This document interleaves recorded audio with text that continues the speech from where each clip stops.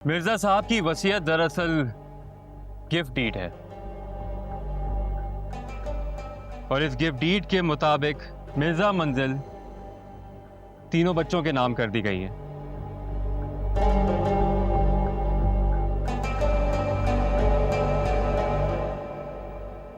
तैमूर मिर्जा,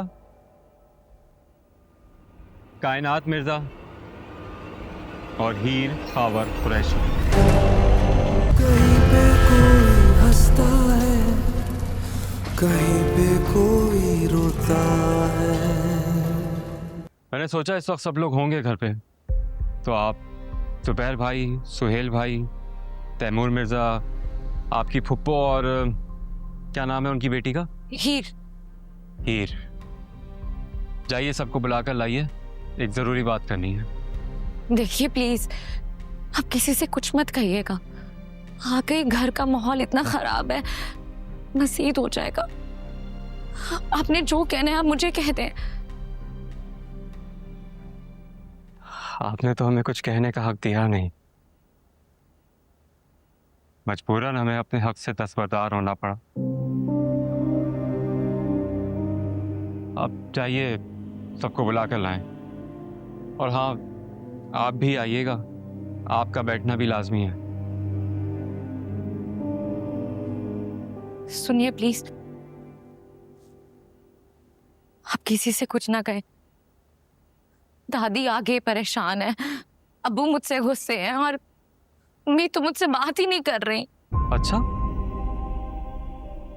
ये लोग ऐसा कर रहे हैं आपके साथ? परेशान ना हो, आज के बाद नहीं करेंगे। जाएं बुलाएं सबको। अच्छा सुनिए, जानता हूं अम्मा इद्दत में है, वो नहीं आ सकेंगे। उनसे कहिएगा यहां जो भी कार्रवाई हो वो जरूर सुने। आप ऐसा क्या करने वाले हैं?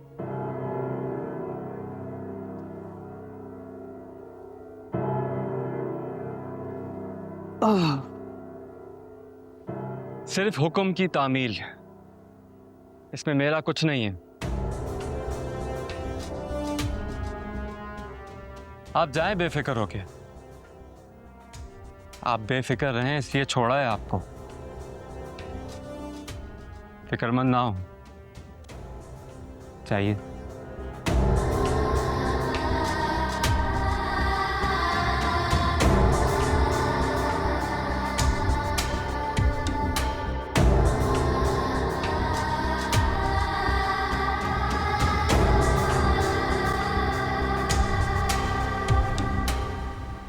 भैया जी किधर रह गए, पता है कुछ? तो किधर है? वो देखो आज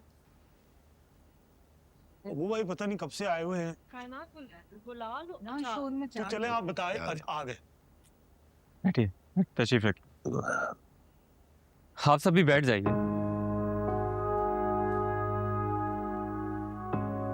क्या हुआ भाई, मुंह अचानक सबको जमा किया तुमने? बैठ के बात कर। क्या हुआ? बैठ जा, बैठ। क्या बात है बब्बू, खैरियत है? सबको इकट्ठे जमा किया है, क्या हुआ?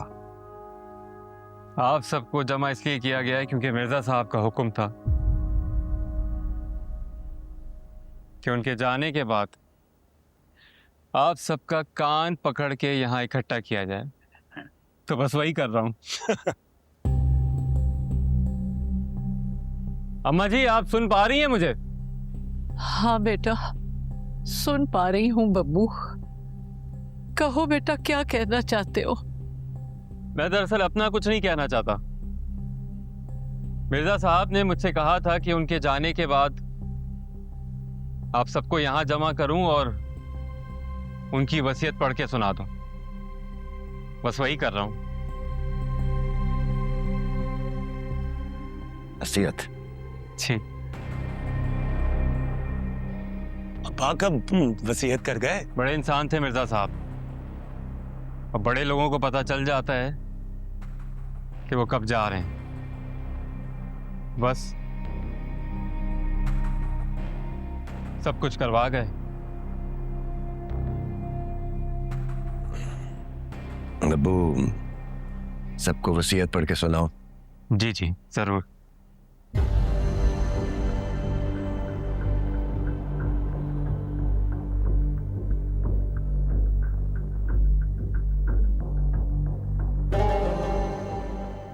मिर्जा साहब की वसीयत दरअसल गिफ्ट डीड है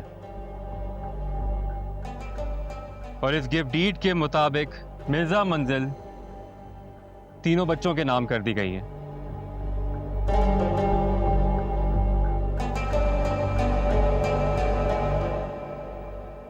तैमूर मिर्जा,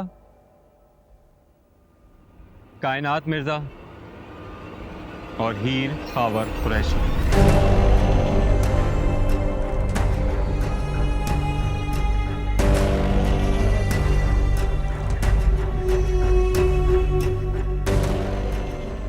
दुकान बिल्कीस बेगम यानी कि आपकी वालदा, और बिल्कीस बेगम इस मकान की मावनकार रहेंगी जब तक कि वो जिंदा हैं। अब चूंकि मिर्जा स्वीट्स बिल्कीस बेगम को गिफ्ट डीड कर दी गई है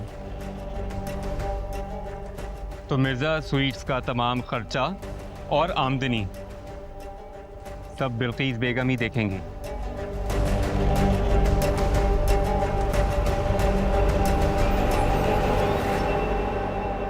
फिर वो जब चाहें जैसे चाहें जिसमें तकसीम करें। ये गिफ्ट डीड मिर्जा साहब अपनी जिंदगी में मुझसे बनवा गए थे और मुझसे कहा था कि सही वक्त आने पे आप सबको ये पढ़ के सुना दूं।